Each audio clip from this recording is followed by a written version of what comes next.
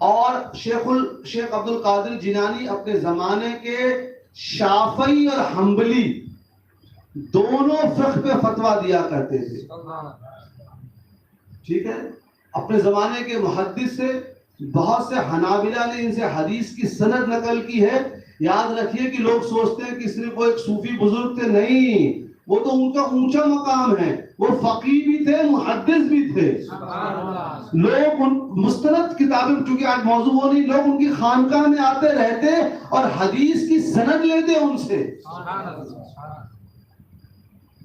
شیخ عبد القادر جیلانی رضی اللہ عنہ کا عقیدہ کیا تھا، یہ ہم کو آج جاننا ہے. میں تھوڑی ڈیٹیل گفتگو کر کے بات کرتا ہوں کہ وہ ہم لوگ کبھی نہیں سنتے ہیں کہ ان کا عقیدہ کیا تھا.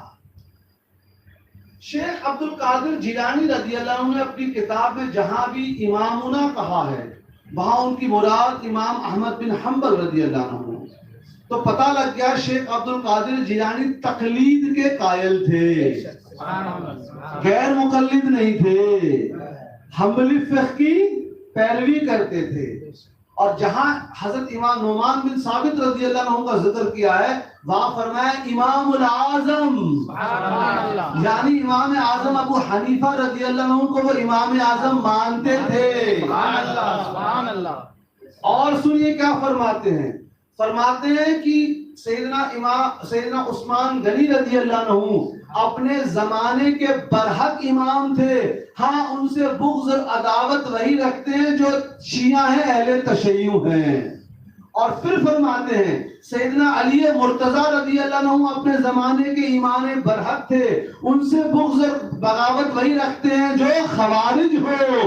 تو پتہ لگا ہم غوث الاعظم کے عقیدے پہ ہیں، کیونکہ آج اہل سنت و جماعت کا یہی عقیدہ ہے. نعرہ تکبیر، نعرہ رسالت، علماء اہل سنت، مسلک اعلی حضرت. فرماتے ہیں فرقۃ الناجیہ، یعنی وہ فرقہ جس کو نجات ملے گی، جو کامیاب ہو کے جنت جائے گا. فرماتے ہیں وہ صرف اور صرف اہل سنت و جماعت ہے.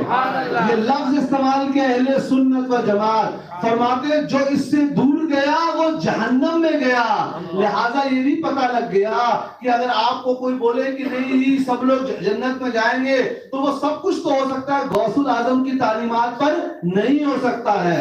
غوث الاعظم رضی اللہ عنہ کی تعلیمات یہ ہے کہ آپ کو تقلید کرنی ہے، آپ کو تمام خلفائے راشدین کے متعلق اچھا نظریہ رکھنا ہے، نہ شیعہ بننا ہے نہ ہم کو خوارج بننا ہے. آگے فرماتے ہیں کہ حضور کا وسیلہ دعا قبول ہونے کا آسان طریقہ ہے. فرماتا ہے بالخصوص شعبان کے مہینے میں، یہ حضور کا مہینہ ہے اور اس مہینے میں حضور کے وسیلے سے دعا مانگنی چاہیے، دعا قبول ہو جاتی ہے. آج یہ سارا عقیدہ کس کا ہے؟ وسیلہ. فرماتے شیخ کی ضرورت، لمبا باب ہے، میں مختصر ایک پوائنٹ بتاؤں گا. فرماتے ہیں شیخ کی ضرورت اس لیے بھی ہے کہ وہ مرید کے ارادوں کو اور خواہشات کو بدل سکے. ایک تصوف کے پوائنٹ آف ویو سے بہت امپورٹنٹ نقطہ ہے یہ کہ مرید کے ارادوں اور خواہشات کو، کیونکہ جب ایک مقام آتا ہے کہ اپنے آپ خواہش ترک کر دیتے ہیں اور اپنا ارادہ بھی ترک کر دیتے ہیں، بولتے ہیں کہ میں تو رضا الہی پر ہوں. وہ ہے نا مرنے سے پہلے مر جاؤ، وہ مقام ہے کہ جب تمہارا خواہش ہے، تمہارا ارادہ بھی چلا گیا، جو اللہ کا ارادہ ہے تم اس کے مطابق تمہارا ہوگا. تو فرماتے ہیں شیخ کی ضرورت، اور بھی شیخ کی فضیلت بیان کی، لیکن یہ ایک پوائنٹ بتانا چاہ رہا تھا، لہذا وہ پیری مریدی کے بھی قائل ہیں.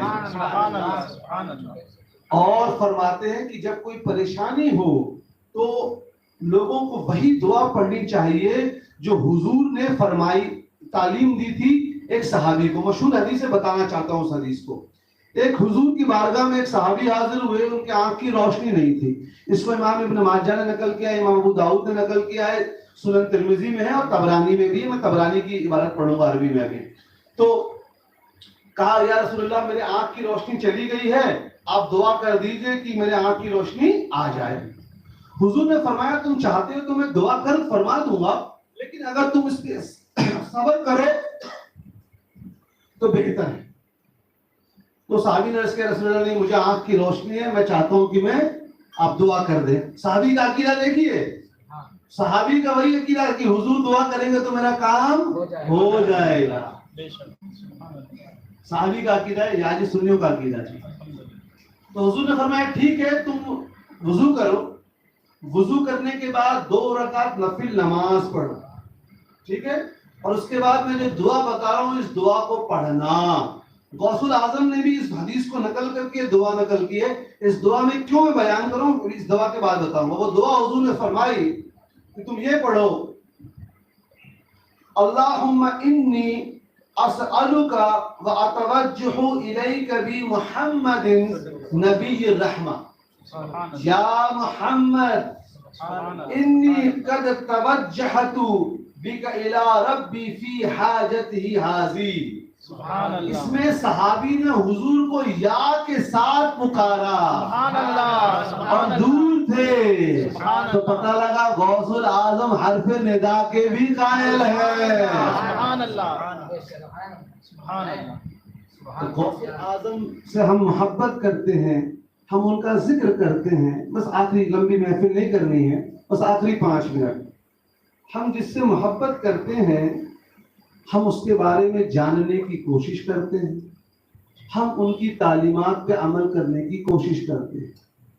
یاد رکھیے اگر غوث الاعظم کی پیور خالص تصوف کی تعلیمات اگر بیان کی جانے لگی ہے، بتا رہا ہوں لوگوں کے دلوں سے دنیا کی محبت نکل جائے گی.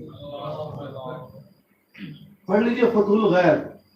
میں پڑھتا ہوں تو آپ کو لگے دنیا ہیچ ہے، دنیا کچھ ہے ہی نہیں. ایسا غوث الاعظم کی تعلیمات میں ہے آخرت اور اللہ کی محبت کی جو تعلیمات ہے. آپ پڑھیے آپ کو لگے اور موت کا یاد اتنا دلاتے ہیں. آج ہم نے ان کتابوں کو پڑھنا بند کر دیا ہے.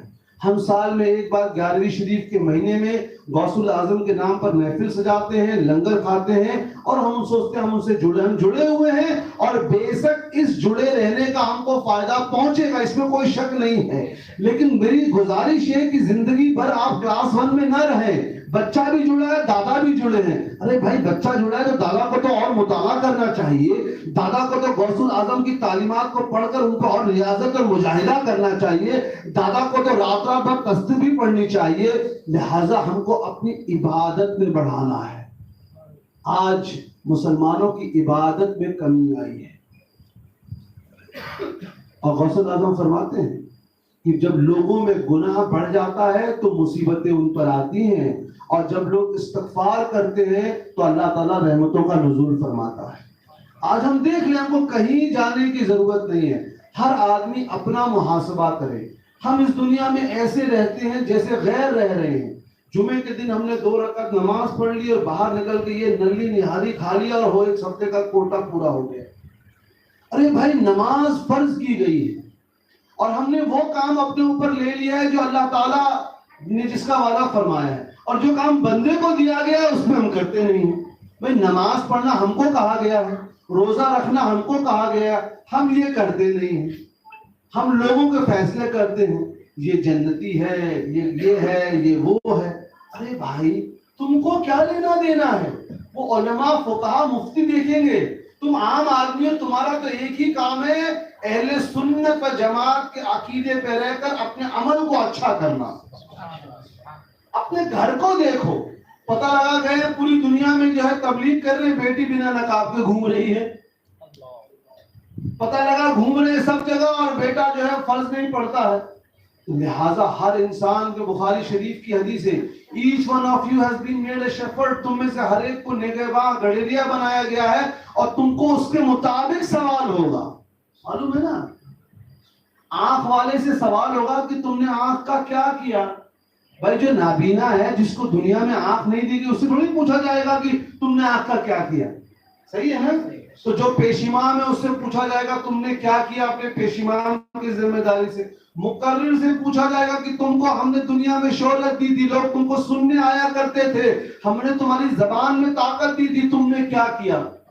ہاتھ میں جس کی طاقت ہے پوچھے گا تم نے ہاتھ کا کیا کیا. اللہ تعالیٰ کی نعمتوں پر ہم غور کریں، یہی تصوف ہے.